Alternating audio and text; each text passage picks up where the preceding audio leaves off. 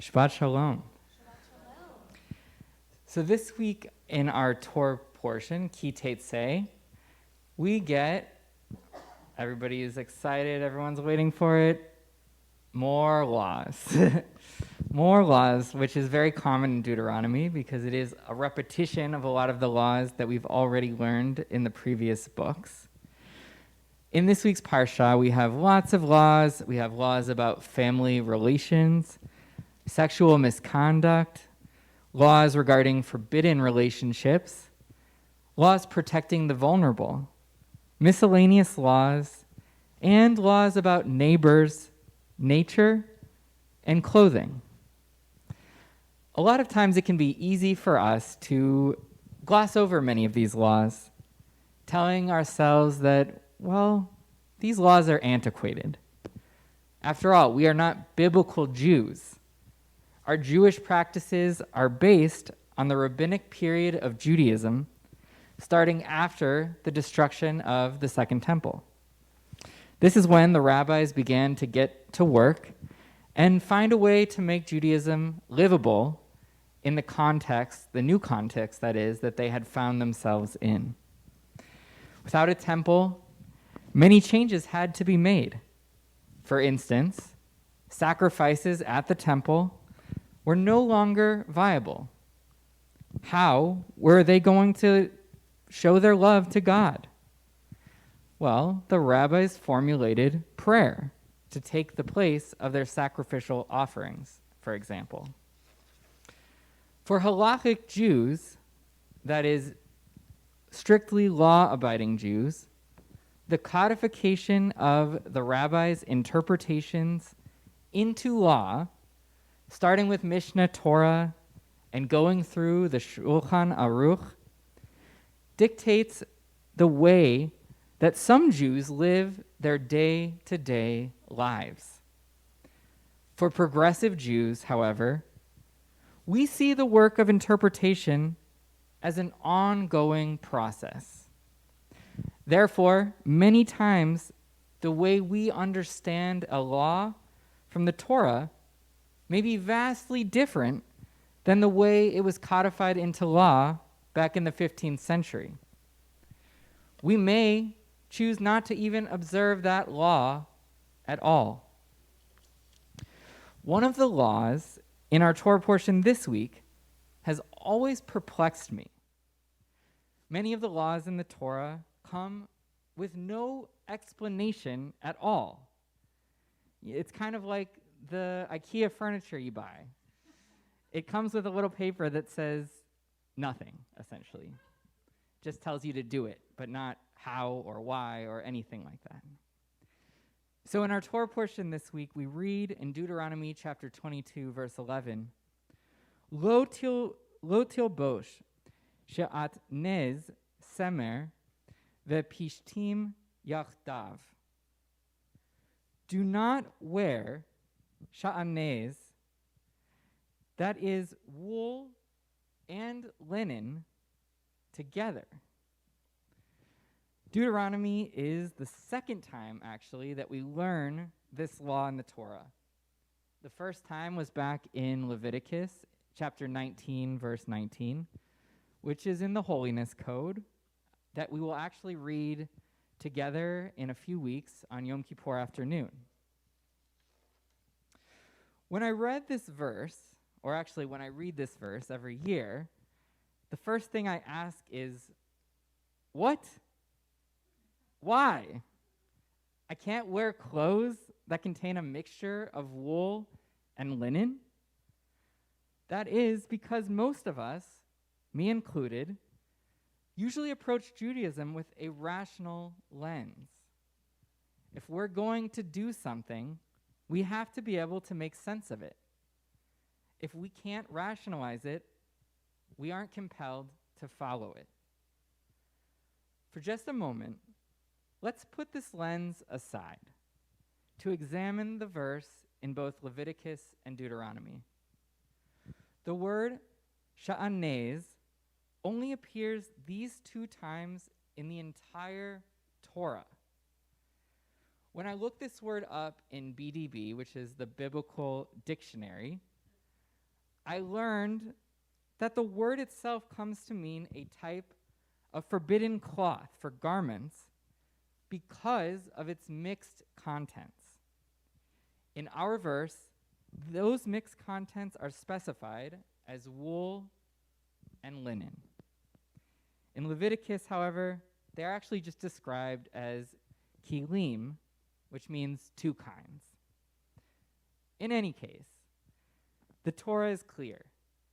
Do not wear clothing that is made of mixed material. A few commentators in Judaism help us to learn what our rabbis were thinking about. Why should we not wear sha'anez? Da'at Zekenim teaches, the reason for this prohibition is that the dividing curtain in the temple was actually made of a mixture of fine linen and wool that was dyed blue. God did not want Jews to wear something that would symbolize a dividing curtain behind which the holy ark, from the lid of which the voice of God, the voice of Moses, could be heard. Interesting. And here's another commentary that I want to discuss. This one by Chiz Kuni. He teaches something different. The reason why only these two categories of yarns are forbidden to be mixed is that the two were involved in the first murder in the Torah, that of Abel by Cain, his brother. If you remember back from learning the story, Cain's offering to God consisted of leftover flax he had grown, while Abel had offered sheep. And we know from sheep comes wool. So seeing that these two species had been responsible for the first murder of a human being, we are to be forever mindful of this by not mixing wool and linen. I see some heads moving, maybe a little convincing. Okay. An alternative interpretation by Chiz Kuni. These two fibers, the ones used in the garments worn by the priests, so they had these two fibers on their clothing when they would perform ritual acts in the temple. These were permitted to be worn only by high officials when doing such an act of making a sacrifice. So therefore, us common day people, it's forbidden. We can't wear it. All right. So does anyone feel like one of those responses convinces you why the Torah has told us we must not wear sha'anez? I see some heads shaking, yes. Some heads not moving. I don't see anyone sleeping yet. Okay. So all of these are wonderfully creative justifications for the law to not wear sha'anez. Our rabbis, I think, deserve at least an A, maybe not an A+, for their ingenuity here. None of these explanations, though, is necessarily the reason for the law, because truthfully, the Torah doesn't tell us. Sforno, another medieval commentator, addresses the elephant in the room head on. He writes, one of the foremost ways in which to demonstrate our fear or reverence for God is not by observing commandments that we have reasonable explanations for, but rather by observing those commandments which we fail to understand, or worse, which run counter to our intelligence, dictates our mind as being useful. Hence, the Torah urges us, you must make a special point of observing God's chukim, which means a statute. So, chukim, this word, is one of the words that we use to refer to a law, but it is a special type. Hukim are the commandments with no known rationale whatsoever. They are perceived as pure manifestations of the divine will. So not the laws in the Torah that say, do this because of this, but the ones that we don't actually have an explanation for. Another example of this could be kashrut. We're told to follow the law, the dietary laws, but we're not told why to follow them, what they mean. So as a Reform rabbi, what can I suggest that we do with chukim, such as sha'anez? I'm certainly not here to tell you that when Shabbat ends, you should go out and find a certified sha'anez checker to go through your closets, to inspect your clothes with a microscope, to see if there is a mix of wool and linen. Though I am certainly not here to stop you from doing that if you so choose. What I am here to suggest is that we as Reformed Jews should not simply gloss over chukim without giving them at least a chance. Reformed Judaism, like all other streams of Judaism, encourages us to relate to the divine and to seek that which is beyond our own human comprehension.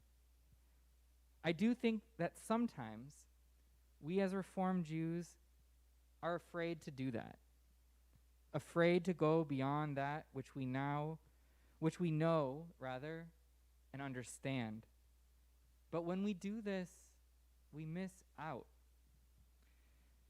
Can you think of a time when someone asked you to do something with them that seemed completely incomprehensible, and you ended up doing it anyways?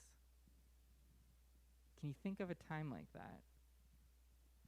Perhaps the person who asked you is someone that you love. Love, by definition, is not rational. The things we do for those we love are inspired by our hearts and not our heads. As we approach the Jewish New Year, I encourage us all to try and approach our Judaism with a little less confidence that something cannot be meaningful unless we understand it completely. Instead, let us try to open ourselves up to that which may at first appear antiquated, incomprehensible. Perhaps with this approach, Judaism may lend us meaning we could have never imagined before. Shabbat Shalom.